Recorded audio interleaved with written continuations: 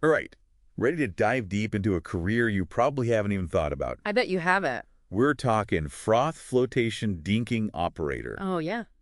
And you've got an interview coming up. That's exciting. We're going to help you nail it using RoleCatcher's guides and AI tools. Those are fantastic resources. They're ready to impress. You got this. Before we jump into interview questions, what does a Froth Flotation Deinking Operator actually do all day? Paint you a picture. Yeah, exactly. Okay, so imagine a giant tank, like huge, Okay. filled with recycled paper and water. Hmm. It's like a spa day for old newspapers. Oh, okay. But here's the science part. Okay. Air bubbles, they're specially designed to grab onto those ink particles. Oh, wow. So they rise to the surface, carrying the ink with them. Oh. And the operator skims off this inky froth, leaving behind clean pulp. Like a giant inky bubble bath with a purpose. Exactly. I know you mentioned this job involves machinery, chemicals, a plant setting. What should our listener be thinking about before they even get to the interview? That's such a good point. Yeah. Acing the interview is fantastic, but you got to make sure the job is a good fit for you. Right. So consider the environment. Okay. Are you comfortable working with machinery, chemicals? Yeah. What about being on your feet in a noisy industrial setting? Good points. Good points. Think about those things ahead of time is smart. It can save a lot of headaches. Absolutely. So assuming our listener is excited about the environment, let's tackle those interview questions. Okay, bring them on. All right, so they're probably going to ask you about your understanding of the role. Makes sense. So how would you answer this? What are the key responsibilities of a froth flotation deinking operator?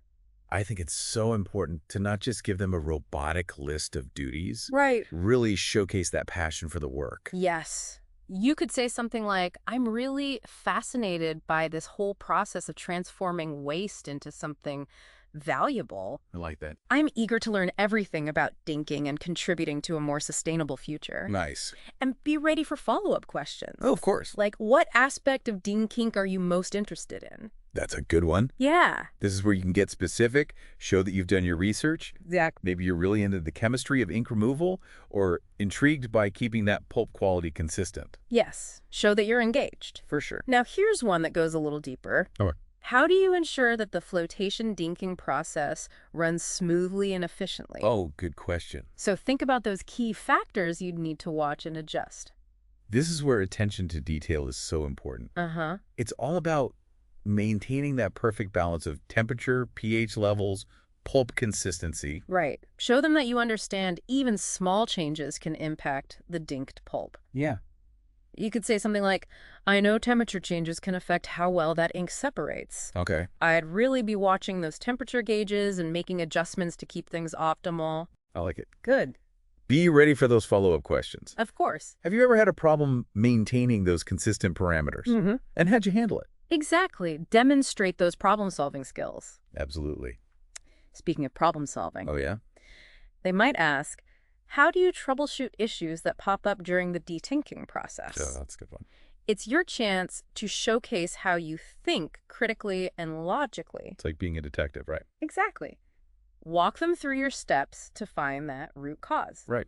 Would you start by analyzing the data, Okay. visual inspections of the equipment, Yeah. and be ready to share a real-world example? Oh, that's a good idea. Maybe you noticed the desyncing wasn't as efficient in a previous role. Okay. How did you figure out why and fix it? Sharing that real example makes those skills come alive. Absolutely. Makes it real for them. For sure. Okay, let's talk safety. Oh, super important. This is non-negotiable in these settings. How would you answer, what safety precautions do you take when operating the deinking equipment? Don't just rattle off the rules. Right. This is about showing you are truly committed to safety. For yourself and your colleagues. Exactly. So go beyond the basics. Highlight that proactive approach. Yes, you could say something like, I always double-check those safety interlocks before starting the equipment. Smart. Yeah, to prevent any surprises. It shows you're thinking ahead. Exactly, minimizing those risks. Good. And be prepared for those follow-ups that dig a little deeper. Of course. Like, what additional steps do you take for a safe work environment?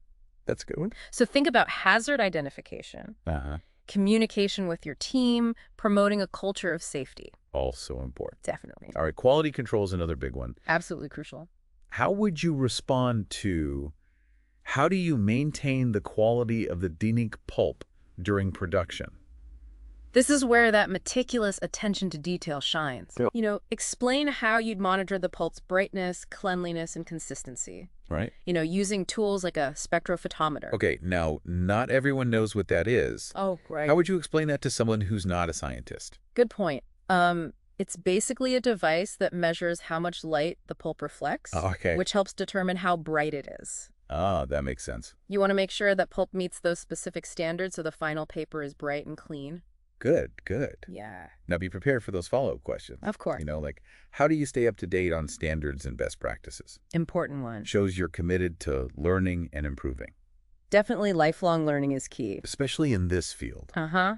All right, let's talk teamwork. Oh, love this. How would you answer? How do you communicate with other team members to ensure smooth operation? It's all about those communication and collaboration skills. Okay. Give examples of how you effectively communicate with your team, whether it's verbal updates, written reports, digital platforms, all of that. Makes sense. Yeah. You could say something like, I really believe in keeping everyone in the loop. Good. I'd regularly update my colleagues on the demanking process, share any observations, and address any issues that could impact the team. Perfect. And be ready for those follow-ups. Yep. Can you describe a time when effective communication was key to solving a problem? Oh, I like that one. Yeah, have that anecdote ready to impress them. For sure. Okay, let's get a bit more technical. Okay, I'm ready. How would you answer? How do you ensure that the demanking equipment operates efficiently and effectively? Oh, that's a good one. Here, you showcase your knowledge of the equipment Okay. and your proactive approach to maintenance. Got it. So you can mention those operating manuals, Okay. your ability to do routine checks, and your understanding of key performance indicators. All important things. Yeah. Be ready to share how you stay informed about advancements in deminking tech. Right. Maybe you attend conferences, Okay. read journals, Yeah. or follow forums online. Nice. Yeah. It shows you're always looking to improve. Always learning, for sure. Definitely. Now, something essential in any fast-paced environment. Oh, yeah. How do you prioritize and manage your tasks during a busy shift? This is all about those organizational skills and handling pressure. That's a good one. So explain how you assess those tasks, create a plan, and adapt to changes. Right. Yeah. You could say, I always start by figuring out the most critical tasks. Okay. The ones that directly impact production or safety. Uh-huh. Then I make a list and communicate any changes or delays to my team. That's a good strategy. Yeah, and be prepared for those follow-ups about staying calm under pressure. Oh, for sure. Share your personal techniques like Yeah. deep breathing, Okay. taking breaks, or just staying organized. All good tips. Okay, let's wrap up with a question that's all about you. How would you answer, what do you think are the most important skills for a Froth Flotation Deinking Operator, and how do you cultivate those skills? It's more than just listing skills here. Right. It's about those concrete examples Exactly. of how you've developed and honed those skills. Actions speak louder than words. Absolutely. So you could say something like, I believe technical expertise, problem solving, and attention to detail are essential in this role. Okay.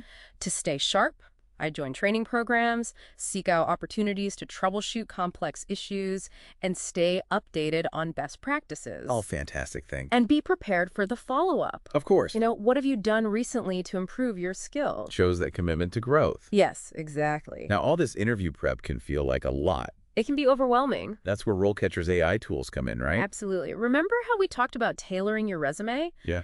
Their AI analyzes job descriptions and helps you find those keywords employers are looking for. It's like a secret decoder for applications. I love that. And then there's their AI interview practice. Oh, yeah. Seems like a game changer. It really is. So tell me more about that. Imagine having a virtual interview coach Okay. that analyzes your responses and gives you feedback. Wow. Like a dress rehearsal. Instead of practicing with friends and family who might not get it, Exactly. you're getting feedback from AI trained on tons of successful answers. It can pinpoint areas for improvement, highlight your strengths, Yeah. even offer suggestions for how you say things. So helpful. It's about presenting yourself in the best possible light. Okay, we've covered a lot on interview prep. We have. But in part 2, we're going to dive into the career path for a Froth Flotation Deinking Operator. That's going to be good. So stay tuned. Can't wait. Welcome back. We've been prepping you for that interview. Yeah. But what happens after you get the job? What does a career in this field look like? Yeah, great question. Is there room to grow? What are the different paths you could take? RoleCatcher's career guide actually outlines this progression. Oh, cool. And it all starts with entry-level positions, Okay. like an apprenticeship.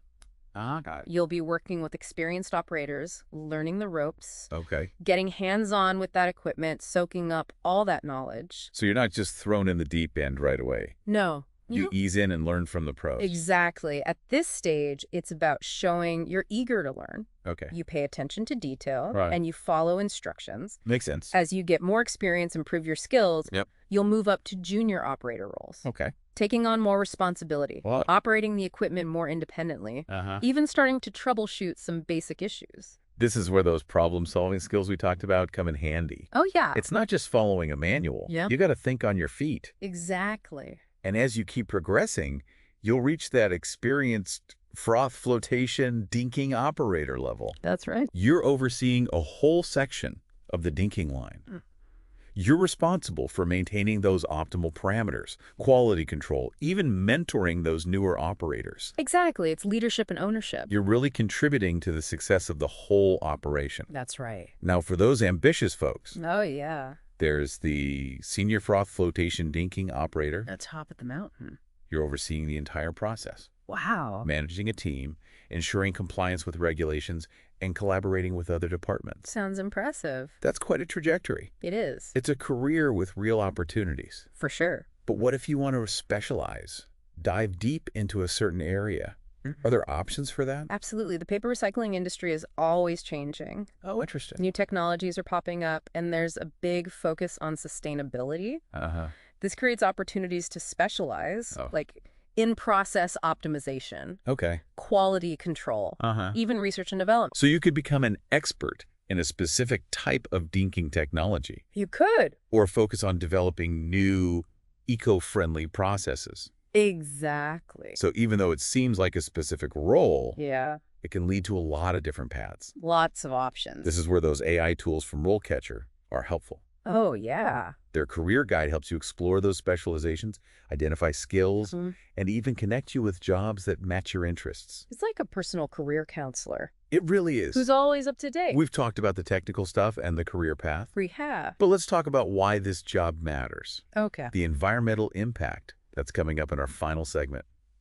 Welcome back to the Deep Dive. We're in the final stretch. We've been exploring what it takes to be a Froth Flotation Deinking Operator. From those interviews to career paths, But now let's talk about why this job really matters. the big picture. The environmental impact. Huge. It's easy to overlook, but paper recycling plays a big role in our planet's health. Oh, it's massive. We're talking conserving forests, saving water, reducing energy, even fighting climate change. It all ties in. It's amazing how something as simple as recycling paper can have that ripple effect. It really is. Can you break down those benefits a little more? Absolutely. So traditional paper production, Okay. it takes a lot of resources. Yeah. Think about all those trees that get cut down. Right. All the water used to make the pulp. Okay. And the energy to power those giant mills.